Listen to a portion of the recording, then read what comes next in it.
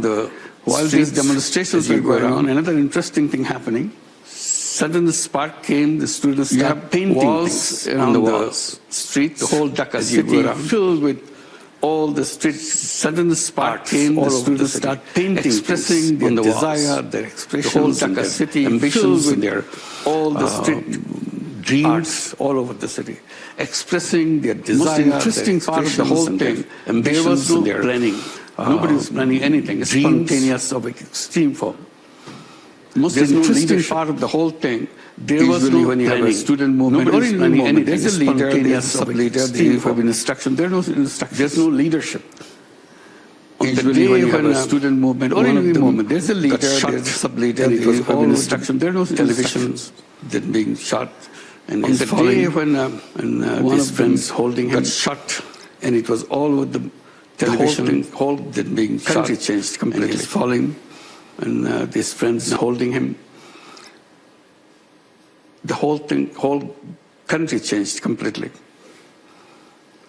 Now this time it's not only the young people coming forward, their parents started coming because they cannot stop their young people inside the home. They're going, so since they cannot stop, the parents started going with them. So it became a people's movement, joining with everybody. So hundreds of thousands of people moving into the direction of the residence of the Prime Minister. Everybody came to the conclusion it would be impossible to save her unless she has been lifted and sent someplace else. And that's what happened on 5th of August. It's a unique experience. That's why I was trying to give you a little explanation. You hear about revolutions, you hear about uprisings, rebellions. This doesn't fit into any one of them. It's a very unique way it happened. And the uniqueness comes from the way young people responded to a situation that was happening in Bangladesh. Defying the government, which could not be brought down by any means because the election didn't work. We had 3 elections in this 15 years of the regime that ruled the country. All fake elections. Nobody voted. But she got elected herself as they wish. So it's a single person regime which commanded everything. And that's what made all the people and the students furious. And spontaneously they responded to the situation. When the Prime Minister fled, government fell, they don't know what to do with it. They had no plan. What do you do? So they are kind of wondering what should be the next. Everybody said, we need a government. So how do we do the government? So they are looking forward to each other, but how to do a government? So one of the idea that I should be invited. I was not in the country at that time. I was in Paris, involved with the Paris Olympic, because another one of my pet subjects, social business. Yeah. I was designing Paris Olympic as a social business. It's called Social Olympic. So lots of ingredients of ideas that I had integrated into that Olympic. So I was very busy with that, seeing how it resulted after months of planning. I was in Paris. Somebody called me up from home, and I was watching the development in Bangladesh and feeling very strongly about what is happening. So they invited me to come and form a government. What is that? No. So my first response was, no, sorry, thank you. But they will not give up.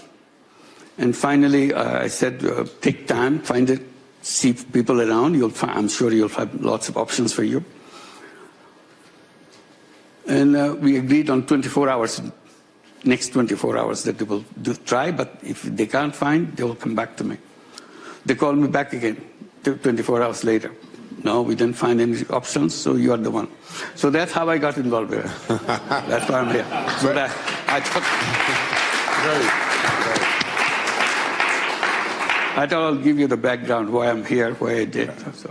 So you came into government, and normally when you have a new government, there's an elaborated governmental plan, but what you are doing is mainly based on three visions, because you want to achieve a situation where you can have elections, and the three visions are zero poverty, zero unemployment, and zero net carbon emissions. How can you, I mean, there are now big expectations. What are the key success factors to make sure that the people do not turn away because they feel disappointed? How do you keep this motivation alive to form in Bangladesh a new inclusive democratic system? Let me clarify a little bit. What you said about the 3 zeros, that's me as a person. And that's what I devoted my life, trying to encourage people to think in those terms and see the logic behind it and see action. It kind of encourages you into action to make it happen, a world of 3 zeros. Because I was always insisting, the civilization that we have right now around us, that we created, we feel very proud of it, fantastic thing that human being has done, created a civilization which transformed the world. And my way of responding to that, I said, this is a wrong civilization. It's a self-destructive civilization. This civilization will destroy us. We have no escape route from this one. So that's where I belong. That's what I try to bring in. That's where the 3-0 fits in. But when I am invited to run a government, I'm not peddling these 3 zeros into the government. I was trying to see immediately, next hour, what we have to do. Because suddenly a new government emerges. After so much killings, the law and order situation became very critical. So how to restore law and order? This is the first thing to do. It's the immediate thing to do. And next thing you do, build up the economy again. Let the economic machine run, because this whole thing stopped. And when you try to start the machine, the economic machine, you say that machine is completely destroyed. Because this is economy which is plundered away. Immediately after that, I tried to appoint a committee to prepare a white paper. So there was stock taking, what we got, what we left, to understand what we inherited from the previous government. And amazing results came later on when the final report came out. The amount of money laundered away from the country.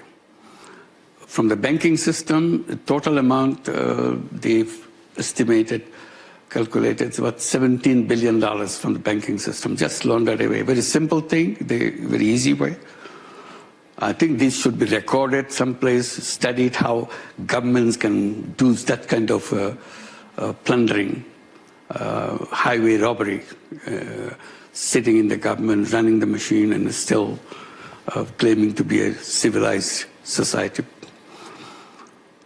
The simple way they did it, under the gunpoint, you let the board of the bank resign, and government or a person like the head of the government, Hasina, she puts her own people in the board and let her friends and relatives take away as much money as they want by giving them loans. On paper, it's a loan. Actually, these loans will never expected to be paid back. So you are literally robbing the whole bank. And that's how the money has been plundered. And if you look at the whole economy, the estimate came $16 billion per year over 15 years. Per year, $16 billion has been shifted away by over-invoicing, under-invoicing, and by illegal channels take the money away. So you have a an economy, as I was trying to describe, is like suddenly you have a tornado, everything goes berserk, and you start wondering how do you start all over again. So the economy that we inherited was a kind of after that tornado of the economy. How do you start that? So that became our immediate thing, to how to put order in the economy. Our economy, first mainstay is our garment industry, the ready-made garment. USA is the main buyer. Whole Europe buys, but our number one buyer is USA. So we want to make sure industry keep functioning. So how do you do that in a situation? So our aim is to make sure that our exports, our businesses started taking place and so on. So how to restore the banking system, how to restore foreign exchange, how to restore the reserves, all these issues immediately engulfed into that. And luckily for us, in all things happening, tremendous amount of support from the people because of the terrible things that they experienced before. Many people disappeared, just not shot the people, young people on the street. Throughout the 15 or 16 years of their rule, millions of people were put in jail.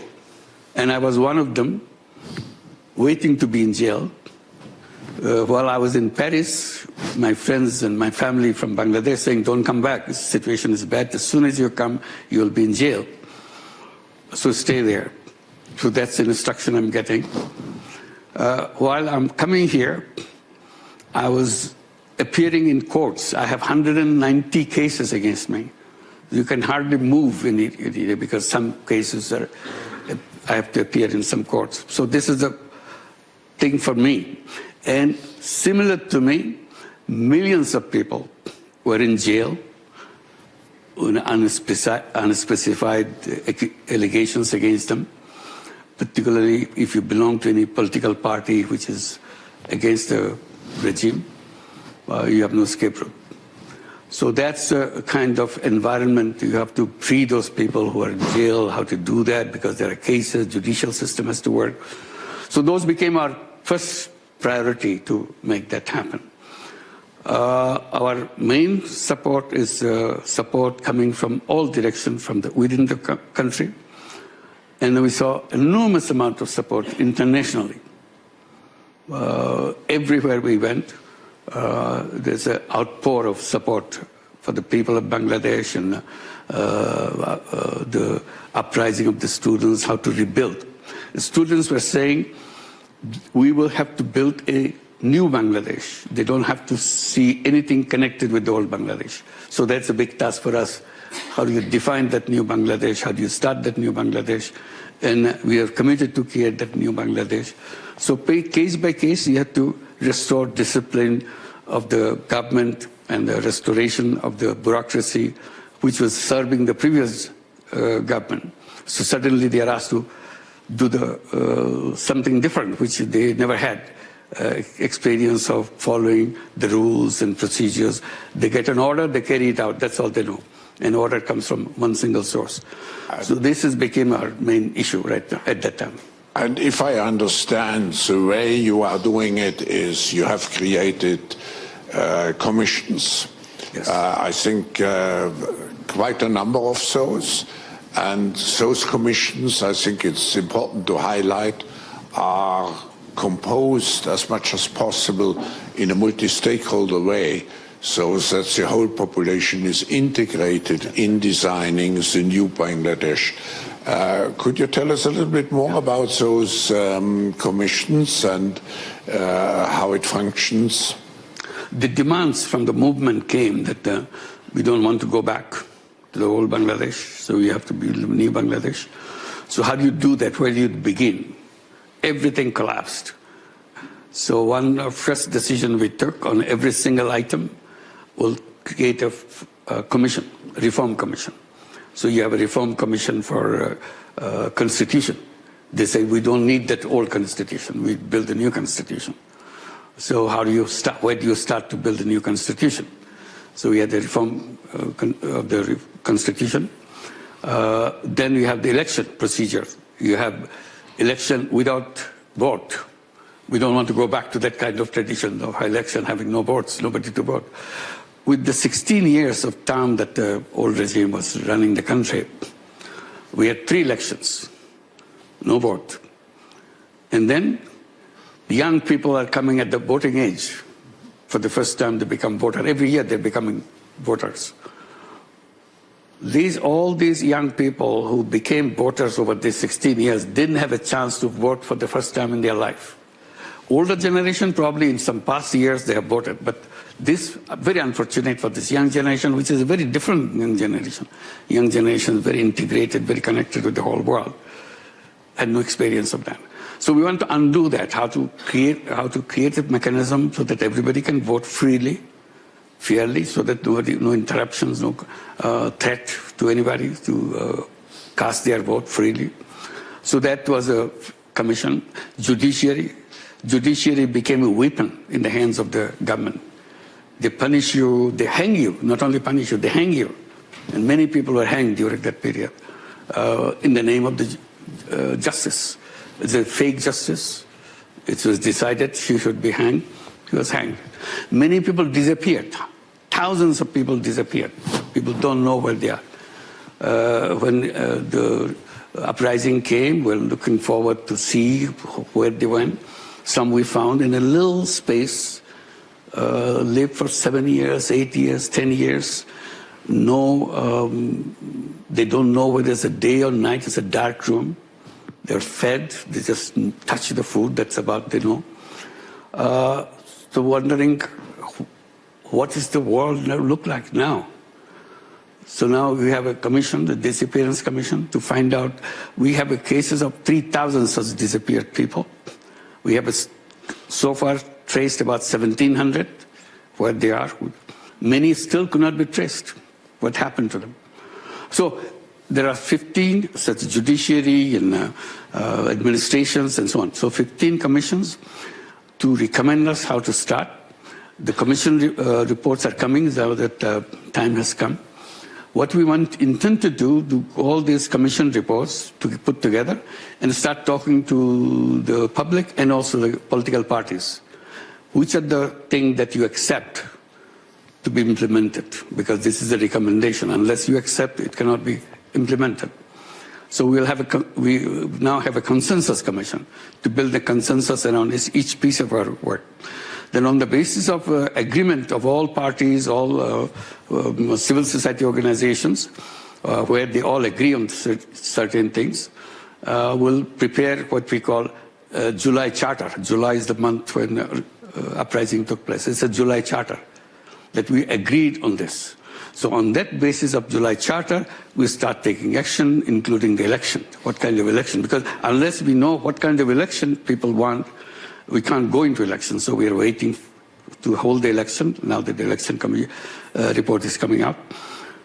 We have targeted end of this year, the election to take place, if we go in a short reform agenda, quick reform agenda. If people say, no, we need a longer list of agenda reform, then we need another 6 months. So now people have to decide in the process whether they will go to the short agenda or the long agenda. Long agenda will need middle of 2026, next year. Short agenda will have it at the end of this year, 2025. That's the election procedure. That's what we're looking for. It's we should also keep in mind the size of your country. I mean, to seize the enormous task. I think 170 million. 171 million. Yeah. People. Yeah. We're the 8th largest country in the world, population-wise. Yeah. So it's quite a sizable number. Most distinguishing feature is it is a country, most densely populated country in the world. Yeah. You cannot go anywhere without touching anybody else. Yeah. As simple as that. And you have this large population. You have to eradicate poverty, provide the educational systems and so on. And at the same time, I think you are one of the countries most exposed to environmental changes and degradation with flooding and long term. I mean, we have the year of the glacier this year, and nobody expects glaciers in Bangladesh, but you depend to a certain extent on the glaciers in the Himalaya.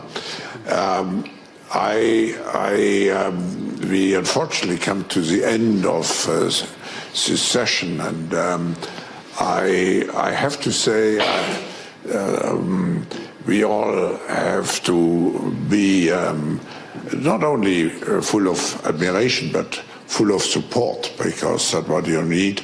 But my last question would be, if you take all those conclusions from your experience, from your life experience, what would be your advice to the world? I mean, what is, if you want to, what I said in my opening speech, if we want to base our future on a constructive optimism, what keeps you optimistic? Optimism is about the new generation, young people. Every time I meet the young generation, I get mesmerized by seeing the possibility of these young people. I wonder whether I was at the age of 20 or 21, whether I'll be demonstrating on the street and take bullets and say goodbye to each other and do that. Whether I'll have that ability to do that or sustain that kind of thing, and when the collapsing of the government finally happened, whether I'll say, let's form a government. These are the young people who took that decisions, and there's no central planning. They don't know each other. They just came from different institutions on the street. You don't know who the next person is. So that's the kind of power of this young generation. The way I try to express it by saying, it's a global statement I make. This is the most powerful generation in human history. That's the way I look at them. That's the way I feel. It gives me goosebumps looking at the power that the young generation has. Question is, will they be able to use this power? If they're not able to use this power, will there be an explosion? Shouldn't we learn something from Bangladesh? When these young generations say, enough is enough, nobody could stop them. Army said sorry. The army was asked to fire them. Army said sorry. These are our children. We can't fire. So they tried every single way. But students didn't move. They continued. It doesn't matter whether you fire, you kill. It's totally irrelevant. One police officer was heard on the television saying, I killed one and 10 come up. What do I do? Should I kill them all? And then others will come up. That's the situation. So I go back to that. The young generation of this age and time, they have the power comes to them not because they are super intelligent. They are the same kind of kids that we used to be. Power comes from the technology. That technology changed them. They are not Bangladeshi young people anymore. They are global young people. So that global young people, when they get connected on an issue, I don't think anybody can stop them. That's their power.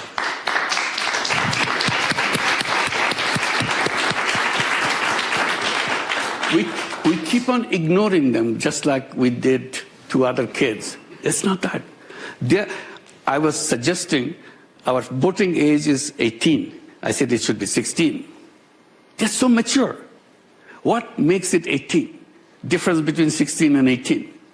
Who tells you that 16 doesn't understand as much as 18 does? So where do you mature and see things in your own way? So this is a challenge to the world. Are you allowing your young people to move up? And I keep telling, don't look at your old generation. We made many mistakes. If you follow us, you'll get into the same trap. Don't follow us. You have enough understanding and choices to make your own decisions. Make your decisions. So Bangladesh is just a spark coming to that. So Bangladesh should be studied. You know what, which bothers me? All these things happening, we're reading in the newspaper, we talk a little bit, stop there. We're not studying what happened in Bangladesh. Universities should be rushing there. What happened to the most powerful government of 16 years? Understand for a few minutes when these young people just got together. They didn't have a political philosophy. You'll be asking, are they leftist? Are they Islamist? Are they terrorist? It doesn't come into any category. You don't have a category for them. You see everybody there. All the citizens, all the young people of Bangladesh got together, irrespective of their age. A 12-year-old young person writing a letter, which mother was crying and reading to the public after all this happened. I never get him back, she was saying. She wrote me this letter, Mom, you always protected me so that I don't go and join the protest march. And I was sitting at home and raging, very angry that I cannot go. Today, I'm going. I'm saying goodbye to you. I don't know whether I'll come back. If I don't come back, please forgive me. My friends are there. They are brave friends. I'm a brave person too.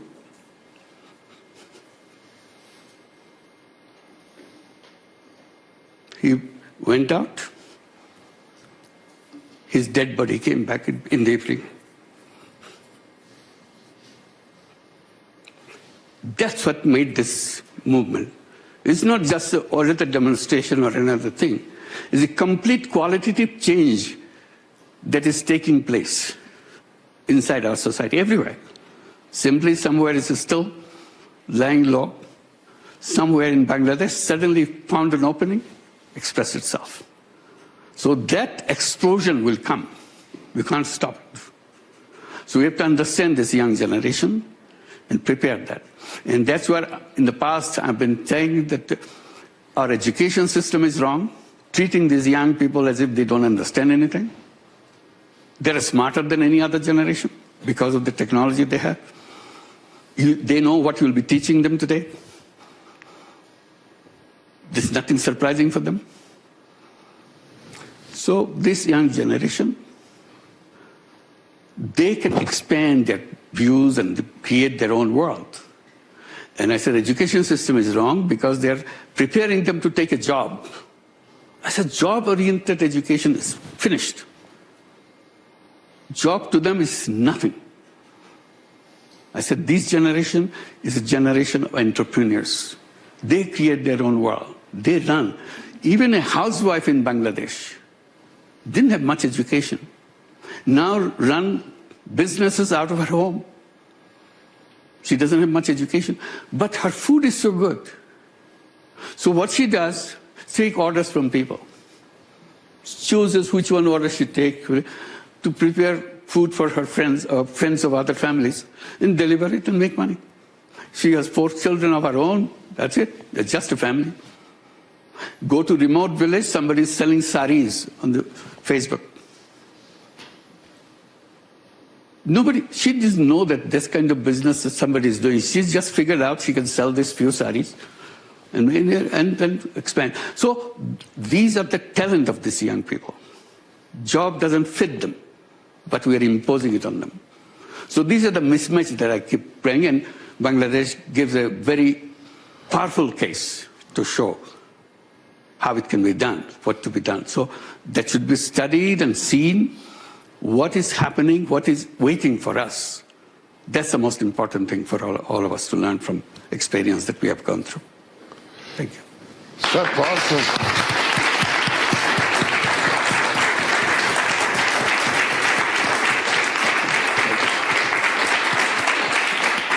Thank you.